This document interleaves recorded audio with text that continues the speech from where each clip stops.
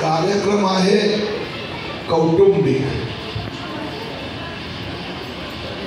आणि या कौटुंबिक आपल्या कोट गावातील तुतारवाडी संबंधित परिवार जे मुंबईत राहतात त्यांना बबलूंनी एकत्रित केलं आणि मला एक परिवाराचा सदस्य म्हणून उपस्थित राहण्याची संधी दिली. विश्वकर्मा म्हणजे कारीगर, हा राजकीय कारीगर आहे, पण खूप बरं वाटलं. माणूस जसा आपल्या मूळच्या गावातून बाहेर पडतो, काम धंदा व्यवहार, कोणी मोह, कोणी माया, कोणी राजकारण, जसं जसं तिथे जातो मोठा होतो तसा तसा आपल्या गावापासून दूर होतो, लांब होतो, आपल्या परिवारापासून पण लांब होतो, विसरतो. परंतु आमचा बबलू अजूनही अशा पद्धतीने आपल्या गावच्या परिवाराला एकत्रित करतो आणि परिवाराची व्याख्या बदलतो. परिवार म्हणजे मी, माझी बायको आणि माझा मुलगा नाही. माझा परिवार म्हणजे माझा कोट गाव, हे माझा परिवार आहे. कोट गावातले तुतारवाडीतली सगळी लोक माझा परिवार आहे. हे आपल्याला रामाने शिकवलं. रामाने आपलं व्यक्तिगत जीवन, पारिवारिक जीवन जर रामायणचं अध्ययन केलं अनेक वेळा, जे अति उत्साही अति शहाणे लोक आहेत ना, ते रामाच्या बद्दल बोलताना रामाने अरे त्यांनी तो त्याचा बायकोची काळजी घेतली नाही, पण म्हणून तो त्याला राम म्हणतात. की रामाने सांगितलं माझा परिवार म्हणजे संबंध संपूर्ण अयोध्या, संबंध हिंदू समाज, संबंध भारत, हे माझा परिवार आहे, हा माझा परिवार. तो काय सीतेला आणण्यासाठी लंकेला जाणं हे एक निमित्त होतं, पण तिथे राक्षसी राज्य होतं. तो दुसऱ्यांना बायकोवर नजर ठेवून पळवायचे धंदे करायचा.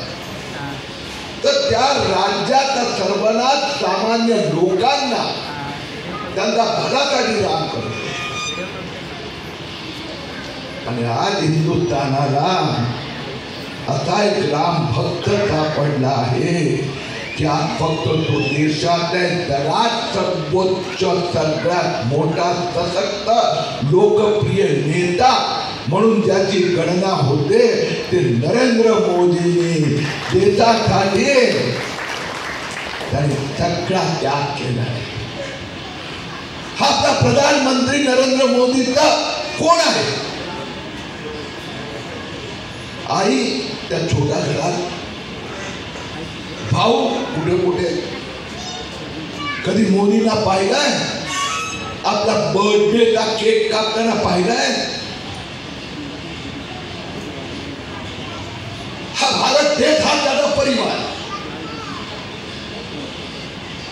हा 10 वर्ष देशाचे पंतप्रधान, त्याच्या आधी 13 वर्ष 12-13 वर्ष गुजरातचे मुख्यमंत्री. 23 वर्षात एकदाही एक दिवस पण सुट्टी घेतली नाही, कुणाचा स्वतःचा बर्थडे केक पण कापला नाही. फक्त भारत हा माझा हिंदू समाज. आणि म्हणूनच आज अयोध्यामध्ये रामाचं मंदिर उभं राहिलं आहे.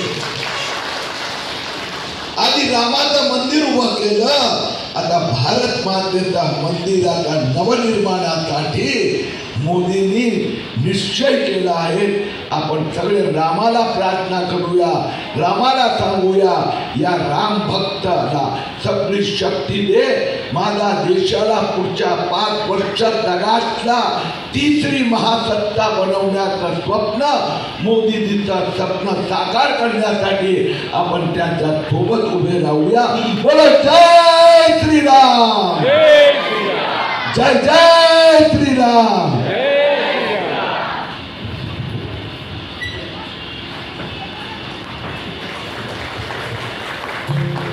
इसे बोलेंगे बोलो जय जय श्री। अरे हरि घर में गुंजे की नाम। अरे ओ हरि घर में गुंजे की नाम। अरे एक ही नारा गूंजेगा। क्या गूंजेगा? अरे सांगा। अरे भारत का बच्चा बच्चा। अरे जय जय श्री राम। जय जय श्री राम। अरे हरि हरि में गूंजे श्री राम।